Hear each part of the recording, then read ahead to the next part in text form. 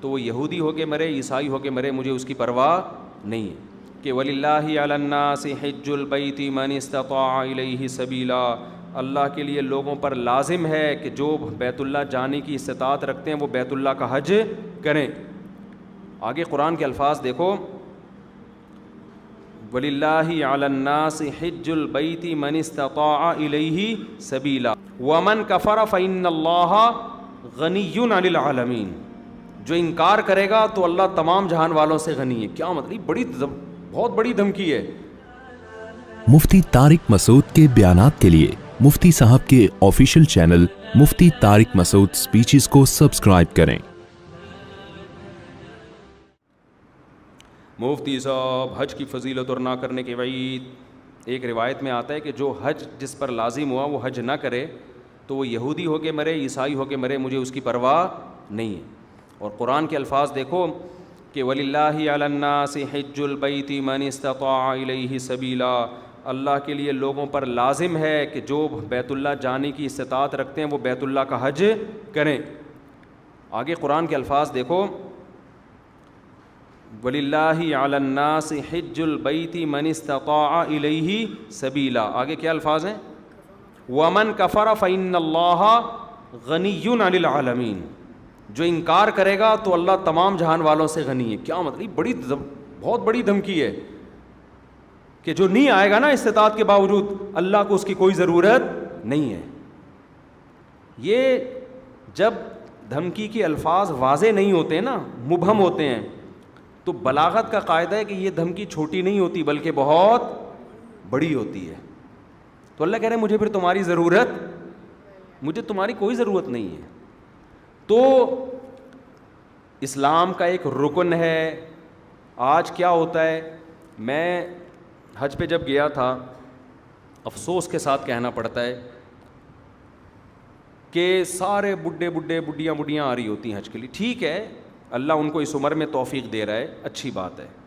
نہ آنے سے بہتر تھا کہ چلو اب آ گئے. میرے بھائی یہ جوانی کا کام ہے, سمجھتے ہو, جب جیسے ہی پیسہ آئے سب سے پہلا کام کیا کرو, حج کرو. اس کو ڈیلے کرتے ہیں, سارے کاموں سے فارغ ہو کر, بچیوں کی شادیاں, اپنی بھی 4 ٹوٹل مکمل, سوری غلطی سے نکل گیا, اپنی بھی شادی ہو گئی, کچھ چیزیں میرے منہ سے غلطی سے نکل جاتی, اپنی بھی ایک شادی ہو گئی, اور پھر کیا ہے کہ وہ سارے بزنس سے فارغ ہو ہلا کے جب اب کرنے دھرنے کا کچھ بھی نہیں ہے, بیٹھا ہوا ہے. کیا کریں یار, بوریت بہت ہو رہی ہے. اردو غلبی ساری قسطیں ختم ہو گئیں, دیکھ لیا, کوئی نئی سیریز بھی نہیں آ رہی, وہ ڈرامہ چل رہا تھا وہ بھی ختم, نئی فلم بھی دیکھ لی, ٹھیک ہے نا, سب کچھ ہوا کہ کیا کریں یار. اب بیگم کوئی مشورہ دو, چلیں حج پہ نہ چلیں, چلو ٹھیک ہے, کہاں چلتے ہیں, حج پہ چلتے ہیں. ٹھیک ہے بھائی, ہم جو بڑھاپے میں بھی جا رہے ہیں, ہم خدا نہ خواستہ ان کو برا نہیں کہہ رہے, نیکی تو جس عمر میں کی جائے, جب اللہ قبول کر رہا ہے تو ہم کون ہوتے ہیں. لیکن یار تم باقی تو سارے کام تم نے جوانی کے لیے رکھے ہوئے ہیں, حج تم مؤخر کر رہے ہو جب ارطغرل ڈرامے کی ساری قسطیں ختم ہو جائیں گی. بری بات ہے نا یہ. جب آپ اللہ کے حکم کو ویلیو نہیں دو گے تو اللہ آپ کو ویلیو دے گا. دیکھو حج آپ کی زندگی پلٹ دیتا ہے, تو زندگی پلٹنے کی ضرورت جوانی میں ہے. جوانی میں چینج ہو گئے, آگے خیر کا بہت زیادہ موقع ملے گا, بہت موقع ملے گا. در جوانی توبہ کردن شیوائے پیغمبری, جوانی میں توبہ کرنا کس کا کام ہے, پیغمبروں کا کام ہے. تو حج میں انسان بعض دفعہ زندگی چینج ہو جاتی ہے اس کی, جب وہ اللہ کے شاعر دیکھتا ہے نا, وہاں پہ کیسا لاکھوں کا مجمع منا سے عرفات سے نکل کے مزدلفہ, چیونٹیوں کی طرح لوگ ہوتے ہیں, کیسی ایک اللہ کی نشانیاں نظر آتی ہیں وہاں پہ, کیسا دیوانوں کی طرح بیت اللہ کا طواف. بقرعید کے 3 دنوں میں جو طواف زیارت ہوتا ہے نا, اتنا رش پوری دنیا میں کہیں نہیں ہوتا. لاکھوں روپے لوگ خرچ کرنے کے گئے ہوئے اور اللہ کے گھر کے گرد گھوم رہے ہوتے ہیں. ذرا کبھی چھت سے کھڑے ہو کر حرم کی چھت سے دیکھا کریں, ایک انسانوں کا سمندر ہے اور وہ سارے بیت اللہ کے گرد دیوانہ وار گھوم رہے ہیں. یہ اسلام کی عظمت دیکھنے کا موقع ملتا ہے, اس سے انسان کے اندر دل تبدیل ہوتا ہے. حج میں بڑی قربانیاں دی جاتی ہیں, اور حج تو ہے ہی ساری دیوانگی. حج کے اکثر احکام ایسے جن کی بظاہر کوئی لاجک نہیں ہے. اللہ نے کہا میرے دیوانے بن کے آؤ, جیسے جیسے کہہ رہا ہوں کرتے چلے جاؤ. کیسے عجیب عجیب کام کروائے جاتے ہیں, سب سے پہلے ہم سے ہمارا لباس اتروا لیا, 3 پیس سوٹ اور ٹائی میں جو گھوما کرتے تھے, بالوں کی کٹنگ, اور ان کو 2 چادریں پہنائی جا رہی ہیں. اب انسان کے بچے بن کے آنا ہمارے گھر میں. اگر دیوانے ہو تو دیوانوں والا اسٹائل چاہیے. ابھی وہ جو آفس جس اسٹائل میں جاتے ہو نا, وہ والا اسٹائل بولو نہیں چلے. جو اللہ کے نیک بندے ہیں, جو اللہ کے حکم کے سامنے سر جھکانا جانتے ہیں, اللہ سے ان احکامات کی لاجک نہیں پوچھتے. جیسے شیطان نے پوچھا تھا نا, کیوں سجدہ کروں میں آدم کو, وائے, تو یہ نہیں پوچھتے. ابراہیم علیہ السلام کو اللہ نے حکم دیا بیٹے کو ذبح کرو. یہ حکم بظاہر زیادہ اللاجیکل تھا کہ معصوم بیٹے کی گردن کاٹنے کا حکم دیا جا رہا ہے. شیطان کو جو حکم دیا سجدہ کرو, یہ اتنا اللاجیکل نہیں تھا. لیکن شیطان نے کہا اس کی لاجک کیا ہے, میری سمجھ میں نہیں آ رہا, میں آگ سے بنا ہوں, یہ مٹی سے, میں کیوں سجدہ کروں. آدم علیہ السلام کو اس سے زیادہ عجیب حکم دیا کہ اپنے معصوم بیٹے کو اپنے ہاتھ سے کاٹ دیں, ذبح کر دیں. سوری, ابراہیم علیہ السلام کو. لیکن ابراہیم علیہ السلام نے اس کی لاجک بولو نہیں پوچھی. کہا بیٹا مجھے اللہ نے حکم دیا تجھے کاٹ دوں. بیٹے نے کہا جب اللہ کا حکم ہے تو بھائی ہم کیا کہہ سکتے ہیں, بھائی کاٹ دیں آپ, میرا گلا کاٹ دیں, ذبح کر دیں. تو حج ان احکامات کی بھی یادگار ہے. تو آپ جاتے ہیں حج پہ, وہاں آپ جانور ذبح کرتے ہو, آپ رمی کرتے ہو, وہاں شیطان نہیں ہے, وہ تو ایک نشانیاں ہیں 3, لیکن آپ پتھر مارتے ہو, رمی کرتے ہو. کیوں؟ ابراہیم علیہ السلام نے یہاں شیطان کو کنکریاں ماری تھی, جو آپ کو بہکا رہا تھا کہ اپنے بیٹے کو کیوں ذبح کر رہے ہو, کیا بگاڑا اس نے. ابراہیم علیہ السلام نے شیطان کو دلائل سے جواب نہیں دیا, پتھر اٹھا کے مارے. اللہ نے کہا تم جاؤ وہاں کنکریاں پھینکو. اب اے اللہ, وہ تو ابراہیم علیہ السلام تھے, وہاں تو سچی مچی کا شیطان تھا, میں کیوں کنکریاں پھینکوں. تو اس کا مطلب جب آپ نے کیوں کر لیا تو آپ کس کی لسٹ میں آ گئے, شیطان کی. کیسا عجیب حکم ہے, جا کے 7 کنکریاں مارنی بھی ایسے ہیں. یا تو ہوتا نا وہ اٹھا کے مارو تو سمجھ میں آتا ہے, ایسے ایسے پھینکنی ہے جا کے. حاجی 10-15 لاکھ روپے یہ کرنے کے لیے جا رہا ہو, خرچ کرتا ہے یہ کام کرنے کے, ایک طوفان لوگوں کا کنکریاں مارنے کے لیے. کیوں؟ کس کا حکم ہے بھائی؟ اللہ کا حکم ہے, اللہ کا آرڈر ہے. لباس اتار لیا اپنا, کتنا مشکل کام ہے انسلا لباس پہننا, 3-4 دنوں میں دماغ ٹھکانے آ جاتا ہے. پھر جب ہم پہنتے ہیں نا اپنی شلوار قمیض, ایسا سکون ملتا ہے یار. میں جب حج کرنے گیا تو مینا میں تو 3 دن سویا نہیں احرام کی حالت میں نا, کیونکہ رش اتنا بہت, جتنا بھی وی آئی پی حج ہو ٹینشن ہوتی ہے. پھر مینا میں میرا بستر لگ گیا ایک صاحب کے ساتھ, وہ بغل مجھے دکھا رہے ہیں اپنی کہ دیکھ لے بھائی, یوں کر کے سو رہے ہیں, ان کی بغلیں ماشاء اللہ. میں نے کہا یار اس کو اب کیا کرے آدمی, ان کو کیا کرے یار, یہ مجھے کیوں دکھا رہے ہو بھائی. نیند ہی نہیں آ رہی ہمیں اس ٹینشن سے کہ کسی کے پسینے کی اسمیل آ رہی ہے, کسی کی بغلیں کا مطالعہ کرنے کا موقع مل رہا ہے, اس کا کیا ہے. انسان کو گھن آتی ہے نا ان چیزوں سے. لیکن لا رفث ولا فسوق ولا جدال فی الحج, آپ کو چیخنے چلانے کی اجازت نہیں ہے کہ کیا کر رہا ہے, تجھے تمیز نہیں ہے حج کرنے کی. میں یہ بھی کہہ سکتا تھا نا ٹھڈا اڑو, یہ کیا مجھے بغل دکھا رہے ہیں, بازو نیچے کر. نا نا نا نا, اللہ کہتے ہیں یہ نہیں چلے گا وہاں پہ. اللہ کیوں نہیں چلے گا؟ اللہ کہیں گے کیوں کیا تو کس کی فہرست میں, شیطان نے کیوں کیا تھا. نہیں, جھگڑا وگڑا نہیں ہے, جو جیسا ہے برداشت.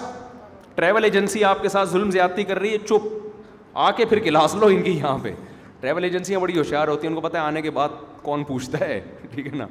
تو جو ہوگا کیوں کی اجازت نہیں ہے, کیوں والا کام شیطان کا ہے. فلا رفث ولا فسوق ولا جدال فی الحج, کوئی گناہ نہیں کرنا, بد نظری نہیں. موقع بد نظری کے بہت ملیں گے, نا نا نا نا, یہاں آپ کو نظر اٹھانے کی اجازت نہیں ہے. وہاں بھی نہیں ہے لیکن یہاں زیادہ گناہ ہے. اپنی بیوی سے بھی آپ ریلیشن قائم نہیں کر سکتے وہاں پہ احرام کی حالت میں, تو نامحرم سے کیسے آپ لذت حاصل کر سکتے ہو. تو پھر احرام کی چادریں بنوائی جا رہی ہیں, خوشبو لگانے پر پابندی, بال توڑنے پر پابندی, جوئیں مارنے پر پابندی. اب تو بڑا وی آئی پی حج ہو گیا. صحابہ کرام کے تو 1-2 مہینے کے احرام ہوتے تھے. حدیث میں آتا ہے بعض صحابہ کے سروں میں نا جوئیں گر رہی ہوتی تھی نیچے, ٹھیک ہے نا. قربانی کرو, حلق کراؤ. اب کیا کرنا ہے, اب طواف زیارت کرنی ہے. بقرعید کے 3 دنوں میں اللہ اتنا رش ہوتا ہے, ان 3 دنوں میں کیوں کا بول دیا تو کس کی لسٹ میں آ جاؤ گے, کیوں نہیں. جاؤ طواف زیارت کرو. اتنی پبلک, 3 عظمت والے دن ہے نا یہ ایام نہر, عظمت والے دن ہیں. پھر کیا کریں, طواف زیارت کر کے واپس آ جاؤ مینا. ابھی تو آئے تھے, اللہ نے کہا اب واپس جاؤ, بس جو میرا بندہ ہوگا وہ یہ کام کرے گا. آخر میں اینڈ کیا نکلتا ہے, پروٹوکول کیا ملتا ہے آپ کو؟ جب آپ نے اتنی قربانیاں دیں, عرفات کا وقوف کیا آپ نے, عرفات میں لمبی دعائیں مانگنا سنت ہے, عرفات کا وقوف بھی کر لیا, قربانی بھی ہو گئی, اس کے صلے میں اب ہو سکتا تھا اللہ تعالیٰ حکم دیتا کہ اب میرے بندوں کو مفت کھجوریں بانٹی جائیں, میری طرف سے آرڈر ہے. نا اللہ کہتے ہیں اب کیا ہوگا تمہارا ٹنڈ, جو تھوڑی بہت پرسنالٹی تھی بالوں کی وجہ سے, وہ بھی بولو جب وہاں سے آؤ گے سر چمک رہا ہوگا, لوگ کہیں گے یہ کیا ہو گیا, آپ جاتے ہوئے تو آپ ایسے اتنے حسین نہیں تھے. کچھ لوگ یہ شعر ایسا ہی, لیکن یہ بات خوب سمجھ لیں, حج یا عمرے میں حلق کرانا, ٹنڈ کرانا ضروری نہیں ہے, قصر بھی کرا سکتے ہیں. ثواب 3 گنا زیادہ ہے حلق کرانے میں, سمجھتے ہو, لیکن قصر کرانا بھی کیا ہے, بال ایک پورے کے برابر چھوٹے کرنا بھی کیا ہے, جائز ہے. تو جو کام جائز ہوتا ہے اس پہ کسی کو ملامت نہیں کی جاتی. میں نے جب پہلی بار حج کیا, میرے اتنے بڑے بڑے بال تھے, میں نے ان بالوں کی قربانی دے کے ٹنڈ کرا لی. آپ کو پتہ ہے اتنے بڑے بال ہونے میں بڑا ٹائم لگتا ہے. ہم نے ٹنڈ کرائی, ہم نے کہا یار یہ سنت ایک دفعہ ہم زندہ کریں گے, حلق کی سنت. ٹنڈ کرا لی ہم نے, عمرے میں بھی ٹنڈ کرائی, حج میں بھی ٹنڈ کرائی. دوبارہ میں عمرے پر گیا, میں نے ٹنڈ نہیں کرائی, میں نے قصر کرا لیا. میں نے کہا چلو حلق کی سنت زندہ کر دی ایک دفعہ, اب ہم قصر کرا لیتے ہیں تاکہ گھر میں تھوڑی سی عزت ہو ہماری. اسی کی وجہ سے تھوڑی سی عزت گھر میں شادی شدہ آدمی کی کہاں کیا عزت ہوتی ہے آپ کو پتہ ہے, تھوڑی سی بالوں کی وجہ سے عزت رہ گئی ہے. وہ بھی ٹنڈ کرا لی تو ختم ہو جائے گی, دہشت گردی کا جڑ سے خاتمہ ہو جائے گا. تو تھوڑی سی تو دہشت رہے نا, جڑ سے تھوڑی خاتمہ کرنا ہے دہشت گردی. خیر بہرحال ثواب حلق میں ہی زیادہ ہے, ٹنڈ کرانے میں ہی زیادہ ہے. لیکن میں نے کہا اب میں عمرہ کرتا ہوں تو حلق کراؤں گا, تو قصر کراؤں گا. قصر کرا لیا. جہاز میں لوگ تانے دے رہے تھے مجھے, یار آپ مولانا ہو, آپ نے عمرہ کیا, ٹنڈ یہ کیسا عمرہ ہے, یہ کیسا عمرہ ہے. تو یہ پھر شرعی حدود سے کیا ہے, زیادتی ہے. جب اللہ نے اجازت دی ہے تو آپ کو ملامت کرنے کا حق. میں نے کہا اب تو میں قصر ہی کراؤں گا, کیونکہ آپ کو اعتراض کیوں ہو رہا ہے اس پہ, میری مرضی. تو اللہ سے آگے نکلنے کی کوشش نہ کریں. بعض دفعہ بعض لوگ, میں جب جدہ میں تھا تو وہاں میں نے دیکھا بہت سے لوگ یہاں 5-6 سال سے جاب کر رہے ہیں, عمرہ نہیں کر رہے. وہ میں نے کہا کیوں نہیں کرتے عمرہ یار, تمہارے تو حرم اتنا قریب ہے. کہہ رہے ہیں یار ٹنڈ کرانی پڑے گی, ہم نہیں کرا سکتے. میں نے کہا قصر کرا لو یار. بعض لوگ ٹنڈ نہیں کرا سکتے, ان کو ہو گیا نا یار نہیں ہم نہیں, وہ کہہ رہے ہیں ہم ٹنڈ میں بہت عجیب سے لگ رہے ہوتے ہیں. تو جب اللہ نے آپشن دیا ہے تو چلو, میں نے کہا یار بالوں کی قربانی نہ دو, یہ تو اللہ نے اجازت دی ہے نا, تو قصر کرا لو. تو ان کو پتہ ہی نہیں تھا کہ قصر بھی ہو سکتا ہے. تو اس لیے آپ حج عمرے سے اس وجہ سے رک جائیں کہ ٹنڈ کرانی پڑے گی, یہ غلط ہے. عمرہ کریں. ٹنڈ سے اگر آپ کو بہت زیادہ نفرت ہے تو بہتر تو یہی ہے کہ کرا لیں, قربانی دے دیں اللہ کی خاطر.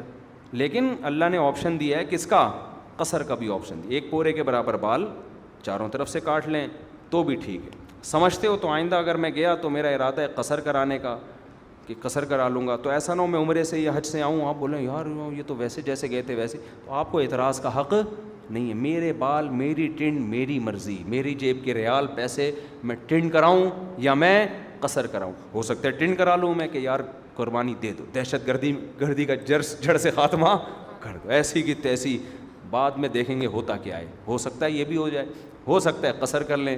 تو اپنے کسی کے ذاتی معاملات میں دخل انداز, کیونکہ میں پہلے جب عمرہ کیا نا, لوگ مجھے ہر آدمی یہ کیسا عمرہ ہے یار, آپ کے تو سر پہ اسی طرح بال لٹک رہے ہیں, یہ کیسا ہے عمرہ ہے یار, یہ کیسا ہے عمرہ ہے یار. تو اعتراض کرنے کی میرے بھائی اجازت نہیں ہے, یہ پھر بدعت ہو جائے گا. سمجھتے ہو؟ جس چیز کی اللہ نے اجازت دی ہے تو اس کو دیکھو. پیر جمعرات کا روزہ رکھنا سنت ہے نا, نہ رکھے تو آپ کیسے کیوں نہیں رکھا بھائی بھائی سنت ہے ہی اسی لیے کہ کوئی دوسرا طنز نہ کر سکے. یار رمضان کا چھوڑ دے تو آپ پوچھیں یار فرض ہے, یہ کیسے چھوڑ دیں, مسلمان ہو کے روزہ چھوڑ رہے ہو. سمجھتے ہو کہ نہیں سمجھتے؟ تو اس لیے میرے بھائی حج کے لیے پیسے جمع کیا کرو, حج پہ جایا کرو. یہ تو بڑی پیاری عبادت ہے, ایسی یونیک عبادت ہے. یہ دیوانوں کے لیے, اللہ سے محبت کرنے والوں کے لیے اس سے زیادہ ذائقے والی, لطف والی عبادت کوئی ہے نہیں. جب بھی کوئی غیر مسلم مسلمان ہوتا ہے, میرا تجربہ ہے, مشاہدہ ہے, اس کی سب سے پہلی خواہش ہوتی ہے کہ مجھے بیت اللہ کا حج مل جائے, کیونکہ اس کے دل میں اللہ کی خالص محبت ہے نا, تو اس کی خواہش ہوتی ہے کسی طرح بیت اللہ چلا جاؤں.